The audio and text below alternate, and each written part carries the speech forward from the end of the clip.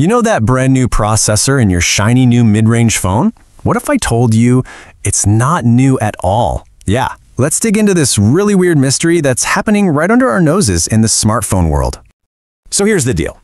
Every year, right, phone companies launch these new mid-range models, and they're all talking about their new chips. But then you get the phone, you start using it, and it feels exactly the same as last year's model. So what is going on here? And look, if you felt that, you're not going crazy. It turns out we're kind of caught in this illusion of progress. Just because the model name is new and the numbers are bigger, it doesn't actually mean you're getting better tech. Okay, let's look at some cold, hard facts. Check this out. On one side, we've got MediaTek's Helio G99 chip from 2022. On the other, the supposedly new Helio G200 from 2024. And when you look at the specs, the CPU structure, identical. The GPU, same. RAM technology, you guessed it, identical. Even the network is still just 4G. It's the same chip. And you might be thinking, okay, that's just one company. Nope, this is not just a MediaTek thing.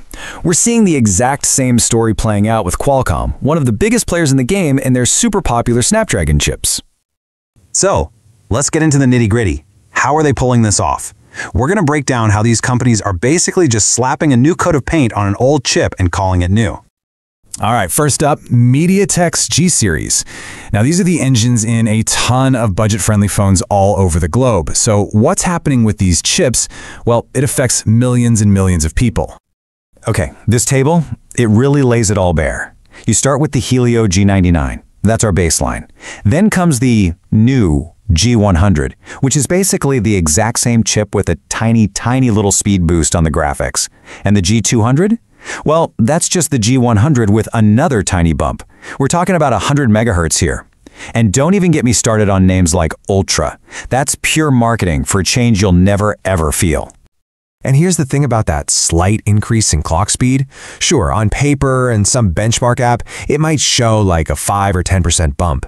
But in the real world, when you're just scrolling through Instagram or playing a game, it has almost zero impact. It's like, imagine you're tuning a car engine. You tweak it so it revs just a tiny bit higher. Does that mean the car is suddenly a race winner? No way. It's not a real, meaningful upgrade. Okay, so that's MediaTek. What about Qualcomm? Are they doing the same thing with their famous Snapdragon chips? Well, let's just say the evidence is pretty damning. Just look at this. Back in 2021, we had the Snapdragon 685, solid chip. Now flash forward 3 whole years to 2024, and we get the Snapdragon 6S Gen 3. It sounds all modern and new, right? Gen 3. But it's basically the same chip. It's still 4G only, and critically, it's built on the exact same old architecture. That's the blueprint of the chip. It's like an architect using a design from 2021 to build a new house today. Sure, it'll stand up, but you're missing out on 3 years of innovation. So, okay, we've seen the what. Now for the big one, the why. Why is this happening? Why is the mid-range phone market just stuck? As you might have guessed, it all comes down to money and some serious market pressure. Think about it like this. The mid-range phone market is an absolute war zone. You've got dozens of brands like Xiaomi, Samsung, Tecno, all fighting tooth and nail over a few dollars. To keep prices low, they have to squeeze every penny out of the components. So they go to Qualcomm or MediaTek and their order is basically, hey, we need a new chip to put on our marketing posters, but you got to sell it to us for the same rock-bottom price as last year. So what's the easiest way for the chip maker to do that? You got it. They just take the old, proven design, maybe tweak it a tiny bit, slap a new name on it, and ship it out. It's cheap, it's easy, and it keeps the marketing train rolling. But wait, there's another huge piece to this puzzle. It's not just about being cheap. It's also about where all the smart people and all the money are going.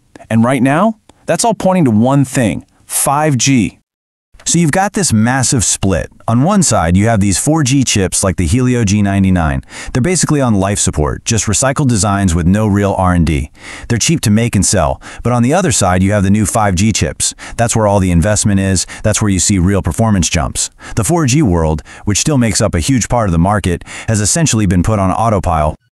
Okay, we've laid out the crime scene, we know the motive, so what does this all mean for you? You, the person who's just trying to buy a good phone without getting ripped off. Let's talk about that.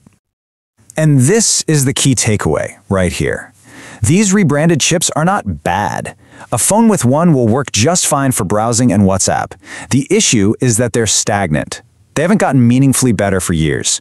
So when you see a marketing name like Ultra or a new generation number, you have to be skeptical. It doesn't automatically mean you're getting a real performance boost. And here's the reality check. Don't expect a big shakeup anytime soon. This whole situation, this performance plateau in the budget 4G market, is probably going to stick around for the next 2 or 3 years, at least until 5G gets cheap enough to become the standard for everyone.